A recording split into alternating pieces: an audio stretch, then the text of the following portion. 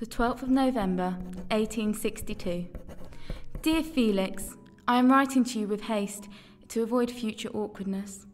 As you know, the seasonal dance invitations have been posted and are soon to be received.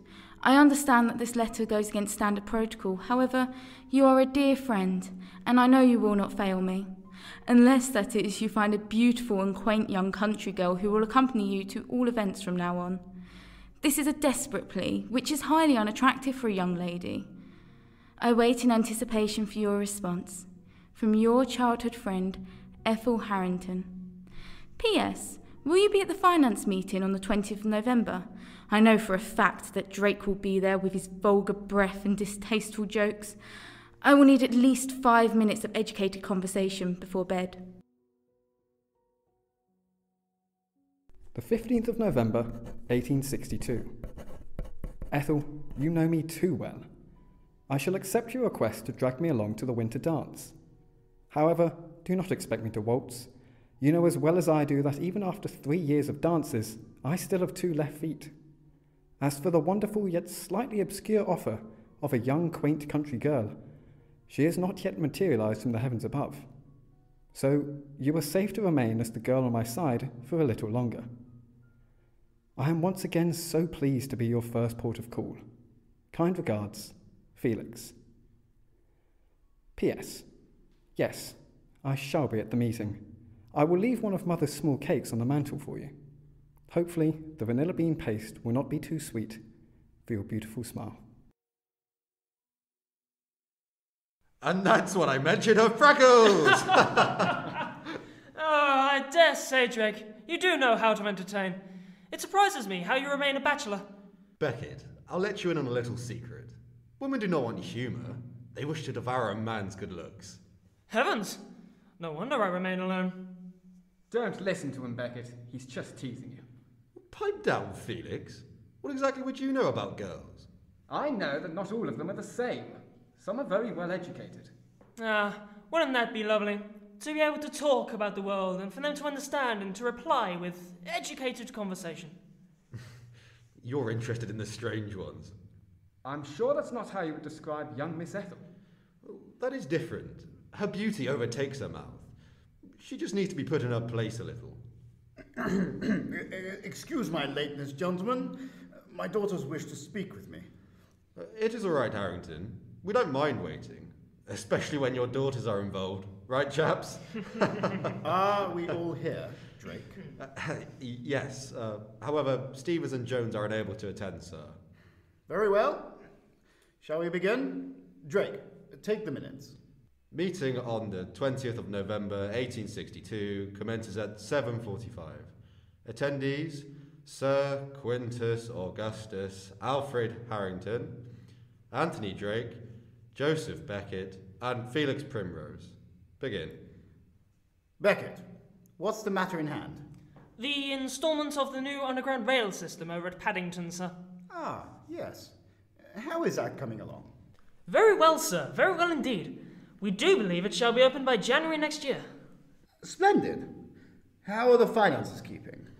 Most of the materials and labour are in place. The labourers are requesting a slight pay rise, and I would like to inquire about a small loan for the grand opening. Well, surely my first investment was enough. Initially, yes. However, the materials have become more costly since the turn of the decade, sir. If the underground is not a success? Then I am in incredible debt. And if it is successful? Well, I don't see why it shan't be. After all, the overground trains are terribly popular. The trains are believed to be causing many passengers to become violent. However, it is extremely efficient for travelling from one place to another. Besides, I do believe this new route from Bishop's Road to Farrington Street will be a great addition to London transportation. What will it be worth to me if it is a success? I dare say a large fortune. And, if you will allow it, I should like to take the hand of your eldest. The winter dance is just around the corner. I'm not sure she would appreciate taking just the hand. Perhaps you should like to invite Agatha over for tea and a stroll in the park before asking for her hand. The winter dance is just around the corner. You should ask her to accompany you. After all, she does love to dance. Of course, sir. It is settled then. Felix, how are the workers coping with the workload? Very well indeed, sir, given the circumstance. We shall have the tracks fully operative in no time at all. However, as Beckett stated earlier, we have a few who wish to be paid more, but we cannot pay some and not others. Very well. You shall increase their wages by twopence. If they complain, you either dock their wages or ask them to find new work. I understand you are not so keen on removing men from employment, but it must be done for the sake of the economy. Very well, sir. What is going on, Edith? I dare say, I believe we are being listened to. We shall continue to discuss business. They will not speak about it. Very well, sir. Agatha, Beckett wants to marry you. Let me listen. What do you think of Beckett and Agatha? Hello, to Ethel. Do you mind? I am trying to read. Agatha and Sir Joseph Beckett. What do you think? I think they would make a good pair. He is a wonderful man, but I'm not sure Agatha is so keen. What makes you think that? Oh, I don't know. It's just a hunch. Who do you like? Out of everyone in that room, who do you wish would ask for your hand? None of them. They are all intolerable. There must be someone. Surely Felix tickles your fancy. You seem to exchange letters faster than a thief can run. Stop pestering me. Can you not see I am purposely not getting involved in this vulgar discussion? Be quiet. I am trying to listen. You know, it is terribly rude to Earwig. Definitely exciting, though. Would you not agree? No, I would not. Ugh, you are positively boring. You will find I am not boring. When Robert returns, you'll understand that. Who knows when our brother is coming back? You can't wait around for him to return. He may well have started his own life. If that has happened, he will have no room for his younger sister. So stop being so masculine and play your part in society. You are the youngest, so must be married to someone of the highest position. Who knows? Maybe General Marley could handle such stubbornness. Act natural. They will be exiting shortly. Ah, yes, the art of acting naturally, so that when the men finally do arrive, they'll inspect you like a grand piece of artwork displayed in a gallery. How pathetic. You mistake being pathetic with being desirable. It is because she has no one to be desirable for. So, what happens when you both have gentlemen that you have persuaded to fall for you? Do you try to impress more men? So unknowing. Knowing things like this will come to you when you are older. You are only 3 years above me, and I believe I know the same amount as you. Then why do we try to impress as many men as possible? The gifts, of course. We cannot accept courtship, but we can accept any materialistic items, even the ones of the lowest value. In the end, it comes down to the highest bidder who wins our hand. Very well, gentlemen. This concludes this evening's proceedings. Please do not hesitate to ask me any further questions. I shall be in my study for the remainder of this evening. Peter will have your coats by the door. What a fine evening it is, young Ethel. Wouldn't you agree? No. And why ever not? A few reasons, Master Drake. One, it is raining and terribly foggy outside, which means I cannot stroll in the garden at night. The second being that you have interrupted my reading, and thirdly, you clearly do not understand common etiquette when talking to ladies. Well, then enlighten me, Radiant Ethel. If you were a proper gentleman, then you would allow a woman to read. You would also not engage in conversation with a woman unless she has initiated the conversation, and small talk is simply outrageous unless you have spoken to my guardian. In this case, that would be my father, and seeing as you've been talking about business for the entirety of the night, I doubt it has left room for you to talk about matters of the heart. Now, good night, Master Drake. I wish you leave my sister's night to rest. My dear Ethel, you misunderstand me and my intentions. I am a proper gentleman, although I may not be up to standard at the moment. In a few weeks' time I shall be given a lordship. Will I then be eligible for your hand? No. Better luck next time, eh? She will be the woman I marry, and you will make sure of it. I do not intend to make sure of anything. She has a thinking brain, Drake. You, for one, will not be one to make her stop using it. If I didn't know any better, I would say you are after her yourself. Even if I was, she would not go for the likes of us. We shall see. Miss Agatha, may I have a word? Of course, you may. My dear Miss Agatha, ever since the moment I became your father's apprentice and was allowed to work with him, I knew I had to do him proud. He became a second father to me. Right. Miss Agatha, would you do me the honour of accompanying me to the winter dance? To spend the evening in your company would fill my heart with delight. Joseph Beckett, I shall go to the dance with you. On one condition. Yes? Do not introduce me to anyone as more than a dance partner. Ah, I wondered who would be last to depart. May I have a word with you, Sir Harrington? Of course. Come right this way. The 26th of November, 1862. Dear Felix, I pray you have been keeping well since winter has begun to set in. I hope your uniform does not help you blend in with the dismal grey sky. How terrible it would be to lose you when we are this close to the new train being completed. Each morning I watch patiently out of my window to see you stroll through the street below. Each time you are carrying parcels wrapped in brown paper and string, and I can't help but wonder what they are. The other day I noticed your scarf had gone. I hope you find it soon. In case of a failure to find the scarf, then I hope this green woolen one will be an appropriate replacement. Stay warm, your good friend Ethel. The 27th of November, 1862. My dear Ethel, thank you immensely for the wonderful scarf. I found my old one around the shoulders of my sister. I couldn't bear seeing her shiver. The green should help me to be less grey. As for the parcels, I suppose I should tell you that I've become a very keen investor in your aunt's business. The parcels you see are often designs for buildings or sculptures of your aunt's request. I hope that brief explanation was not too boring. I look forward to waving to your window on my commute now that I know you wait ever so eagerly. I shall see you very soon. Felix. Good morning, Abby. Good morning, Peter. Has the postboy come along yet? No, he hasn't been since the meeting a week ago. Captain Primrose hand-delivered his note this morning.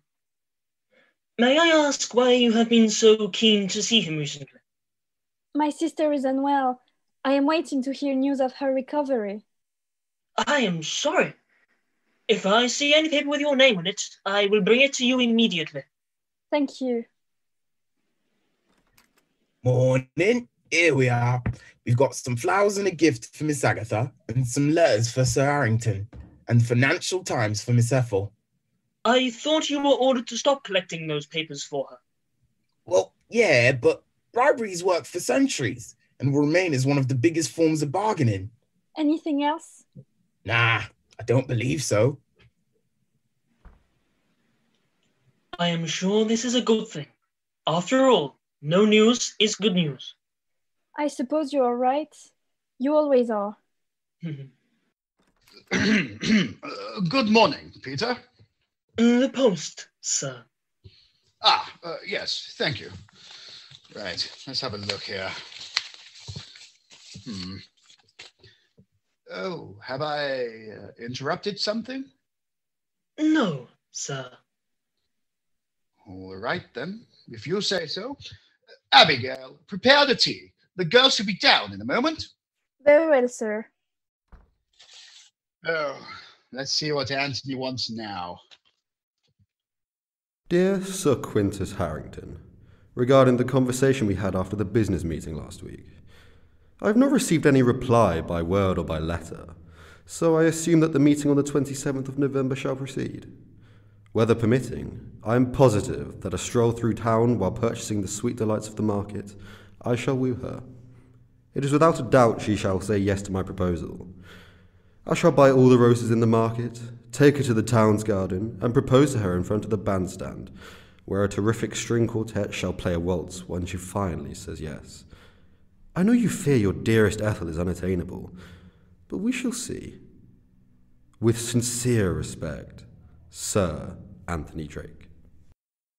Oh dear, my Ethel will not like this. Good morning, Father. Oh my! Look at these! They're for you, Aggie! Do not call me Aggie. Would you like it if I started calling you Edie? But that is not my name. Exactly. Look, Ethel! Look at these wonderful gifts from her admirers. There's one for you too. You must open it. I'd rather not. Yes, Ethel. It is the height of rudeness to read at the table. I'm surprised she hasn't realised that, considering she's obsessed with etiquette. What was it you said to Master Drake last week? I am unhappy as you do not seem to understand common etiquette.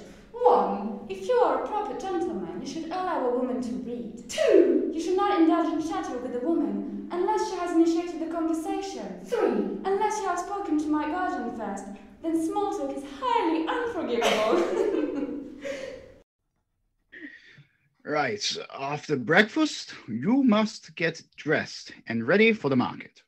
But, Father, today is when I practice violin. Oh, no, not today, sweetheart.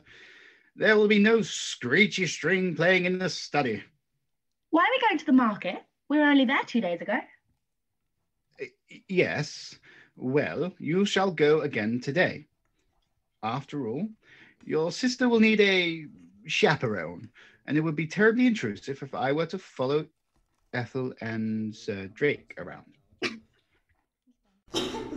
Oh, I shan't be going anywhere, especially with that gib face. How can you be so harsh when a man so well respected and so handsome is treating you to any luxuries you could wish for? Because I can afford my own luxuries. I do not need an overly eccentric beast to buy things for me. He should be donating to the poor or building more houses if he has so much money. You really are selfish sometimes. You have a man falling at your feet and worshipping the ground you walk on, and you do nothing but ignore him? She's right, you know. Believe me, I have lots of words to describe that intolerable man. You use intolerable for all men. Because that's what they are. Sweetheart, please. Just see what he is like, and maybe you'll be surprised by the man he really is. You have never seen him when he is relaxed and not talking about business. I am sure he's no different. I will not hear any more of it. The 3 of you will get dressed immediately. I won't tell you again, Ethel. Father, please. I know you despise the man, but please try to listen to your mother's wishes. We'll only be for an hour or so. Fine, but do not expect me to be married by the time we return. Listen to your mother's wishes. She's been dead for 15 years. The last time she saw me, I was failing to tie my laces. Heaven knows what she thinks of me now. Here we are, Miss Ethel. Master Drake had this made and delivered for you. What is it? It's perfect. He must be absolutely besotted with you if he is sending you gifts of fabric this early. It is a marvelous color, Miss Ethel. It is pink. You can't find anything bad to say about it. You know that the color displays you beautifully. Any man that can pick out a dress must really want to wear it for himself. Either that, or he is a creep who knows every little detail about me before we have spoken properly. Just put the dress on. Here, take my new corset. You must look astonishing. I refuse to wear corsets. Just put it on. Sir Drake for you, Sir Harrington? Yes, thank you, Peter. Good morning, Sir Drake. Good morning, sir. Is Ethel ready? Not quite. She and her sisters are dressing as we speak. I do hope the dress arrived. A dress? Pull more. Yes, miss. I need to breathe, you know. No, you don't. You need to look smooth and perfectly shaped. I would like to be comfortable. I do not wish to be rude, miss, but the corset will not tighten anymore. Thank goodness. Let us have a go. Breathe in. I am. Breathe in more. Shall I get you some water, Ethel? Please. You need to stop eating those cakes that get sent to you. Anyone would think you're cake trialing for a wedding. Are you? Dave, will we be invited to the wedding? There is no wedding. Felix often sends cakes from his mother's bakery. Well, stop eating them. You're getting fat. I am not. Oh, why do you wear these? I simply cannot believe it. Our sister is going to be courting a soon-to-be lord. It's utterly ridiculous. Your water, miss. Thank you. We will not be courting. It is simply a stroll through the market. Sometimes that is all it takes, my dear sister. How would you know? You've not been on a stroll with a man before. First, it's a dress. Then, a walk in the market. Next is courting. Then, engagement, followed by marriage and having children. Stop! I will not be pushing something the size of a small boulder out of my lady area anytime soon. Of course, not immediately, but one day will be required of you. One day, in the very, very distant future. So, in around a year? Make that 15 years. Don't be ridiculous. Sir Drake, would you care for some tea? Yes, I shall have tea. As it happens, I'm currently waiting for Miss Ethel, and I know how much she adores making me wait. Almost as much as I adore her. Very well, sir. For you, Sir Harrington? Yes, thank you. Peter, after tea you may go for a break. You are very kind, sir. What happened to the hard-headed businessman? Treating your servants like that is disgraceful. I treat them like people. After all, that is what they are. The only thing separating them from us is money, and the attitude that we can do nothing to help them. Well, it's true. We can't. I understand that you wish to marry my daughter, correct? Of course. Then you better clean your mind and open your eyes. She doesn't like narrow-minded men. I am not narrow-minded. And for your information, I'm to be ennobled next Monday. Well, that's great. She definitely will not like a small-minded lord who refuses to make London full of equal opportunities. Do not forget that when I am a lord, your daughter will be obliged to marry me due to my status. Status? Status? Status means nothing to Ethel. Neither does it matter to me. Well, then your daughter shall remain alone for eternity. Just keep breathing. When did you last brush your hair? I don't know. A week ago, maybe? But you know, you should brush it every night before bed and every morning before breakfast. That's how it stays nice and smooth. Well, maybe I like my hair being tangled. Stop being so impudent! Just pass me that horrid dress. You cannot dress before your hair is sorted. Please, just pass me the dress. Maybe if you pour some cooking fat on it, the nut will come out of your hair. You are not putting fat in my hair. Definitely not. It will make her hair look even worse than it already does. Abigail, fetch a pair of scissors, please. No, don't cut it off. We will brush through it. Here you are, Miss Ethel. Right.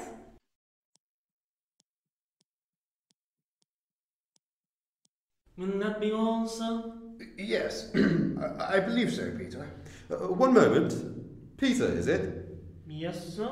Before you go, fetch me some flowers for Miss Ethel. Oh, make them red. Very well, sir. Wait, no. Red and yellow. Will that be all, sir? Make it a spray of roses with some flowers and maybe some baby's breath. Baby's breath, sir? Chips of filer. Run along then. I want them here before Ethel and I leave for the market. I shall try, sir. Ah, Miss Ethel. Why are you hiding behind your sisters? Not hiding. I just don't believe you'd want to see me in what I'm wearing. Surely it is the dress I've picked for you. Unfortunately not. Well, what happened? It had an unfortunate run-in with some scissors on my dressing table. Are you that much of a fool that you can't hold scissors without... All I'm saying is maybe you should be a bit more wary in future. I do not wish for you to be hurt as all. So, what do you think of my current appearance? My dear, you look positively... green? Then you won't mind taking my arm and leading me through Covent Garden. In that dress? Unless you wish for me to spend another hour choosing an outfit that won't be nearly as perfect as this one. No, my dear. You look ravishing as you are. No need to change. Come along now. We don't want to miss the fresh fruit from the market now, do we? Indeed we do not.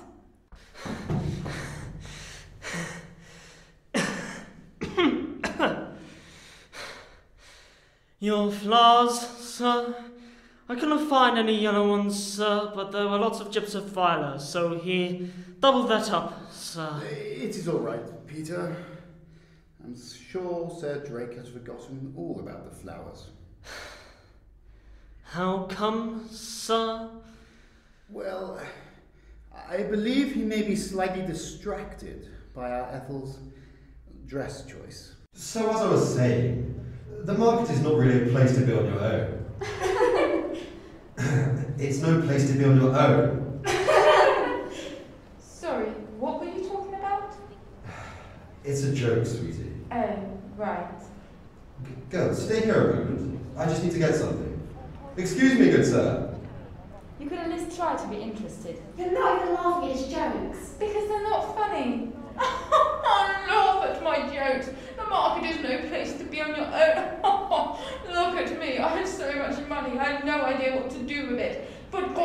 I give it to people who need it. It is just for today. You marry him then? No. You're safe. I was so worried something would happen to you. How funny. Don't forget us feeble women should not be alone. This way, I have something for you. That's tuppence in total, sir? Here, keep the change. Nah, sir, I couldn't.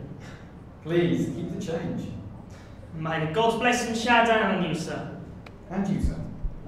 Morning, Felix. Good morning, Daisy. Have you seen Master Drake and Miss Harrington this morning? No, should I? Well, Peter, from the household, ran here to get an extravagant bouquet of flowers for Sir Drake to give to Miss Harrington before they woke this morning. Apparently, he plans on proposing to her. He really is eager. They will make such a wonderful pairing, don't you think? Possibly. May I have a bouquet of your sweetest chrysanthemums, please? Of course, sir. Your father stated you have no option apart from saying yes. He does not want you to disrespect your mother. My mother is no longer here. I have no time in the day for you. Good day, Drake. Miss Harrington, please. The one that got away? Why didn't you catch her? You said you would help me. No, I did not. You asked me, but you clearly did not listen to my answer. I told you she would not be interested in you. She soon will not be able to refuse my advances. By Monday I shall be Lord Anthony Drake, and she will have no choice but to marry me. Here you are, Daisy. Keep the excess. Thank you, sir. November 27th, 1862. Evening. Good evening, Ethel. I assume that you think everyone saw you rejecting the most eligible bachelor in town, and I must agree with that thought. Drake does not plan on retreating any time soon. As you know, as of Monday next week, he shall be a lord. Not that he deserves that title. I understand you may not wish to reply to this letter, as it has been a rather traumatic day. However, I wish for you to acknowledge that I have always been and always will be delighted to receive letters from you. Today you looked magnificent. Not many townsfolk could look so fetching in a shade of green that bold, but it suited you, like chirps suit their songbirds. I have brought you some flowers to remind you to be cheerful, and that you are my dearest friend. May kind thoughts and happy moments bless you. Felix. P.S. I shall not buy you a dress so hideously pink as Drake's for the winter dance. I shall not buy you a dress at all if that is what you wish. I shall leave that task to you.